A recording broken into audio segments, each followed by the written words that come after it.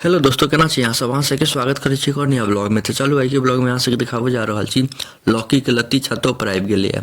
तो एकर लौकी के जे जड़ि छै ओ जमीने पर छै, नीचा छै, जमीन पर माटि में रोपल छै। ओकरे लत्ती छतो पर आबि गेलै। देखियो अब लत्ती सब पैघ भेलै तऽ एहिमे अब बियो मतलब छोट छोट देखियो सजमनि देखा रहल यऽ, छोट छोट सजमनि सब भेलैए।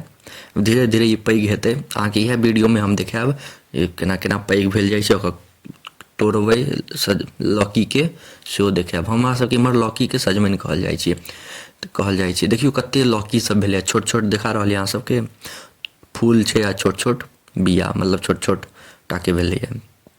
देखियो बहुते लौकी सब भेलैए। हमरा सबके इम्हर लौकी के सजमनि कहै छै। तऽ कखनो काल के सजमनि कहि देब तऽ अहाँ सब कनिक चिंता में नहीं पड़ि जाएब कोन शब्द कहि देलिए। तऽ हमरा सबके इम्हर सजमनि कहै छै।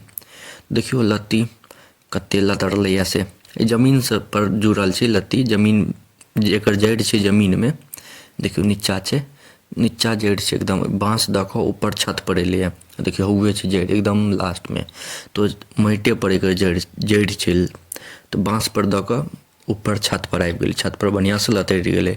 इम्हर देखियो लतामो के गाछ छै, एतऽ से लतामो सब तोड़ि कऽ आराम से खाइ छियै मस्त। छत पर से मजा आबै छै।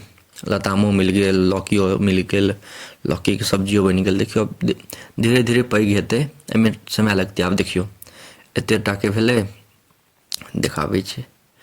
देखियो एते टा के भेलै, ई और पैघ हेतै।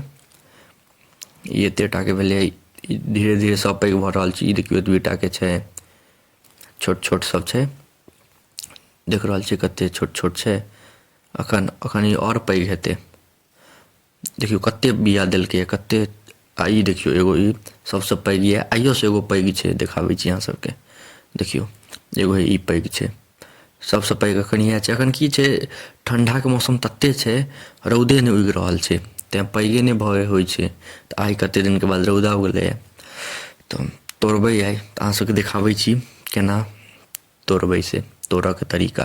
बहुत दिन से रौदे नहि उगै छलै, तते कोहरा छै पड़ै छलै इम्हर तते। तऽ सजमनिओ के देखियो पियर भऽ गेल छै पत्ता सब। पहिले एहिसँ पहिले पियर नहि छलै, आब पियर भऽ गेलै।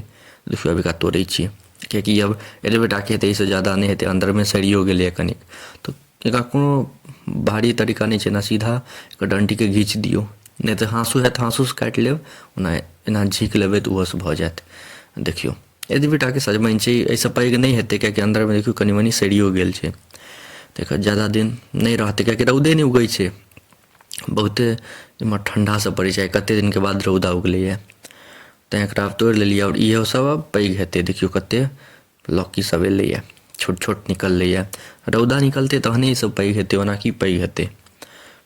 देखियो एकर हम सब्जी के रेसिपी सेहो हम बताएब इएह चैनल पर, तेँ अहाँ सब सब्सक्राइब कऽ कऽ राखू ई चैनल के। एकर सब्जी हम बना कऽ देखाएब अहाँ सबके। तऽ अहाँ सबके एते देर तक देखऽ के लिए धन्यवाद। नीक लागै तऽ लाइक कमेंट शेयर सब्सक्राइब जरूर करब। मिलै छी अगला ब्लॉग में।